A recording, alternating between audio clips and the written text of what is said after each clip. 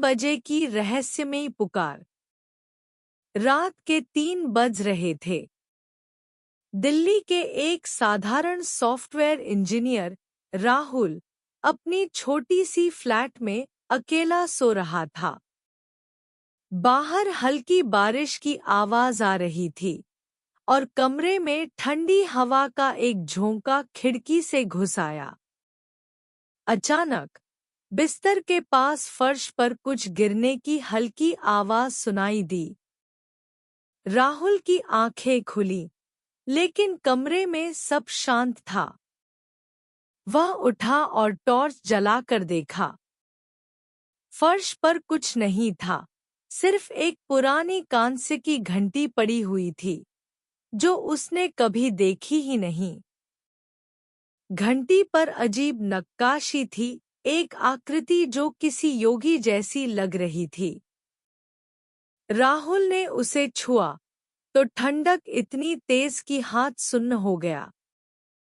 बाहर सड़क पर कुत्तों के भौंकने की आवाज तेज हो गई। राहुल ने घंटी को मेज पर रख दिया और वापस लेट गया, लेकिन नींद नहीं आ रही थी।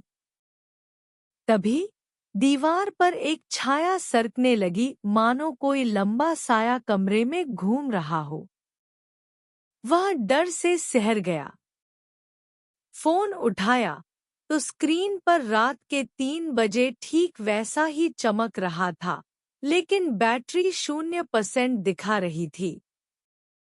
कमरे की लाइट खुद ब खुद झपकने लगी। अब आवाज आई, बहुत धीमी लेकिन साफ, राहुल, आजा। आवाज किसी औरत की लग रही थी, पर घर में कोई नहीं था। वह बाथरूम की ओर भागा, दरवाजा बंद किया। आईने में अपनी परछाई देखी तो पीछे एक काला साया खड़ा था। चीख निकलने वाली थी, लेकिन गला जैसे जकड़ गया।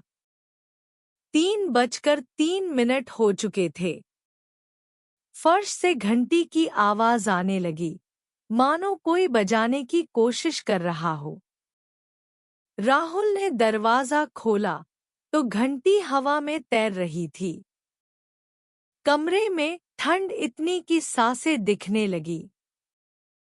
साया अब करीब आ गया, चेहरा धुंधला, लेकिन आंखें चमक रही थी। तू भूल गया मुझे, आवाज गूंजी। राहुल के दिमाग में पुरानी यादें कौंधी, बचपन में माँ की बहन जो आध्यात्मिक साधना करती थी और रात को घंटी बजाती थी। वह अचानक गायब हो गई थी। क्या यह उनकी आत्मा थी? साया ने हाथ बढ़ाया और राहुल को एक पुराना तावीज मिला, माँ का दिया हुआ, जो सालों से खोया हुआ था। डर अब भ्रम में बदल गया।